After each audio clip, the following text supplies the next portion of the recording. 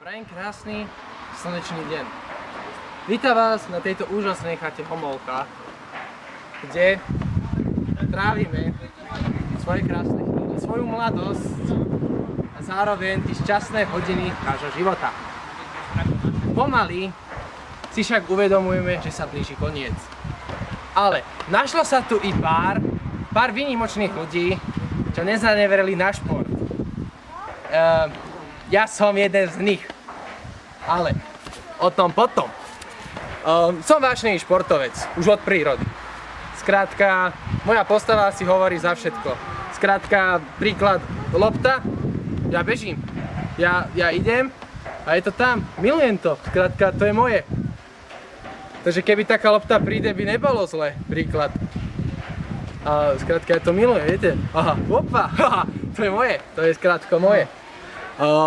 Sú tu vedúci tohto dokonalého workshopu, lebo šport zbližuje ľudí. Zbližuje ľudí, je to tak. Dobrý deň. Dobrý deň. Ja som Pavol Borovský. No. Teší ma. Ďakujem, krásne. Pripravili sme si pre vás pár otázok, mohli by ste odpovedať? Jasné. Takže, ako sa vám to páči? Páči sa nám tu výborne. Momentálne máme asi 36 stupňov. Sucho, ale zvládame to, lebo máme body pripravené. Takže sme pripravení na všetko. A je to tu super, no. Takže keby príde dážď, v pohode. No jasné. To ma teší. Pokračujeme aj v daždi, nie je problém. To je dobré. Tak na to pozerám, títo odvážlivci a bojaschopní ľudia. Samý úsmev, poprosím režiu. Všetci s úsmevom sa dívajú na svet. Karol Duchon, pesnička, doporučujem. Takže, čo ste začali, čo pripravujete, čo bude, až bude? No, začali sme tak, že mali sme si ihrisko, urobili sme si rozcvičku.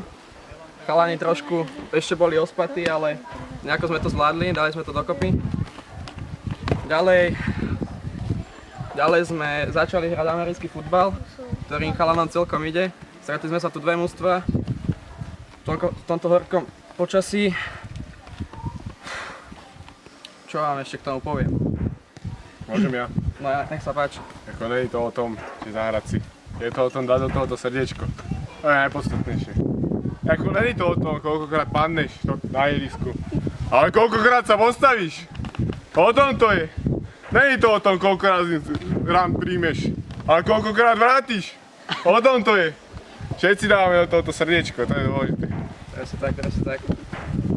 Tiež som zastanca, tiež dávam srdiečko. Svoje srdce, toto dávam do života. Jak tak na vás pozerám, drahí moji, vy ste športovci budúcnosti. Je jedno, ako vyzeráte, jedno, ako sa cítite. Hlavné je, že ste boli v mojom videu. Pavol Borovský, televízia Kanon.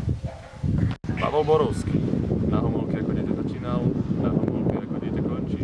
Pavol, ako si spomínate na svoj prvý tábor? Idem. Tak tábor, chata Homolka, úžasné spomienky, úžasní ľudia. Keď som sa vracal po tých dlhých rokoch, niečo sa vo mne zlomilo. Skrátka, boli to úžasné spomienky, bol som prvýkrát takto. Musel som sa doma rozlučiť so všetkým, čo mi bolo drahé. Matka, jedlo dobre. Skrátka, bol som odkázaný sám na seba a to ma ako zocelilo. Muža. Takže asi tak. Je tvoj posledný tábor na Homolke lepší ako ten prvý? Tak ťažko povedať, lepší, horší. Z obidvoch táborov si berem niečo pozitívne, negatívne, minimum, lebo naozaj je tu veľa pozitívneho. Prvý tábor bol dobrý v tom, že bol prvý. Posledný tábor je v tom zlý, že je vlastne posledný. Takže to ale ináč akože prvý tábor bol vždycky prvý tábor. Takže to sa mi páčilo. Veľa ľudí, dobrá zábava a poctivé kuchárky. To sa mi páčilo. Ktorý zážitok z tábora ti utkvel najviac v pamäti? A tak určite bolo ich veľa, boli množstvo. A taký vtipný nevidieť na druhej strane, že som som svetoznámy, Vrbové, to je mesto snov, ale ako gurmán. Gurmán som a taká najväčšia spomienka, rok 2013, chata Kubrica, kedy som mal problémy so žalúdkom a skrátka to bolo obmedzené po všetkých stránkach, či vychádzky, či dochádzky, musel som len spať. Ten tábor mi utkol v hlave, ale rád na ňom spomínam, koniec koncov. Dobre som si oddychol. Kto ti najviac prirastol k srdcu? A tak určite ich bolo tu viac.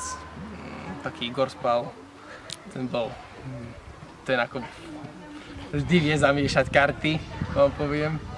A tak postupom rokov vždycky volaj kto pribúdal, volaj kto ubúdal a kto mi tak, neviem, to Silvia Miklovičová príklad.